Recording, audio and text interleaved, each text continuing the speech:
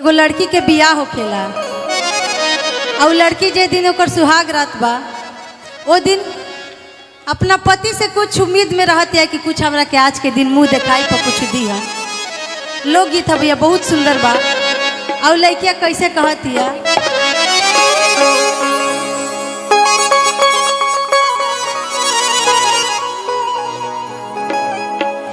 कि छूछे जाने घूंघटा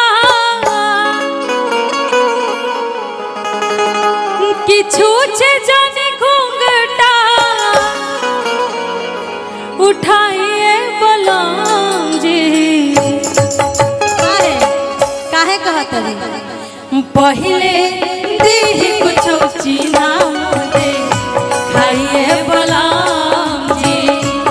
पहले देह कुछ चीना दे खाइए बलराम। छूछे जाने घूंघटा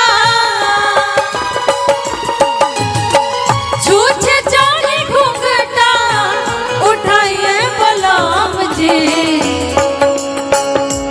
पहले देह कुछ चीना दे खाइए बलराम जी। पहले देह कुछ चीना दे खाइए बलराम।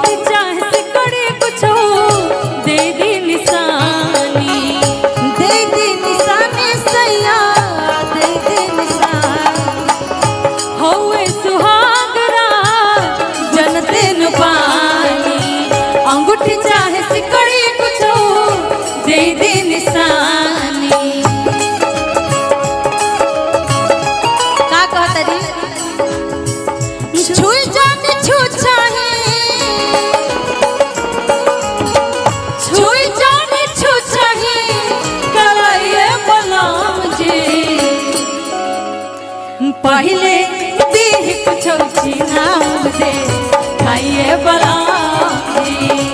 पहले देह कुछ चीना दे खाइए बलराम जी।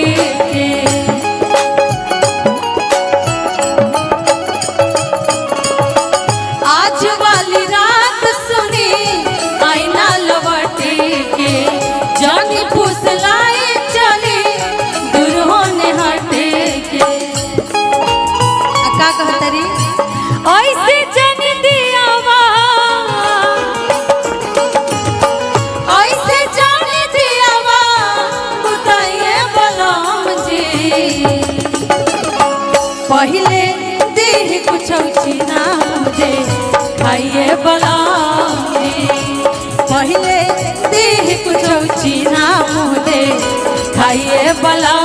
का भाई मिलो न तुम तो हम घबराए, मिलो तो आँख चुराए, हमें क्या हो गया है, हमें क्या हो गया है। तुम्ही से दिल का राज बताए, तुम्ही से राज छुपाए, हमें क्या हो गया है, हमें क्या हो गया है।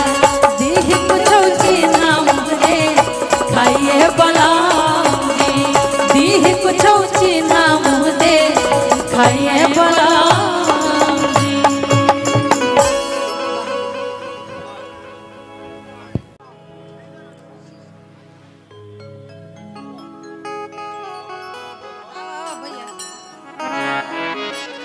देखी ई तो गारी गीत सुनैली है, पारंपरिक गीत सुनैली है, लेकिन जब बियाह के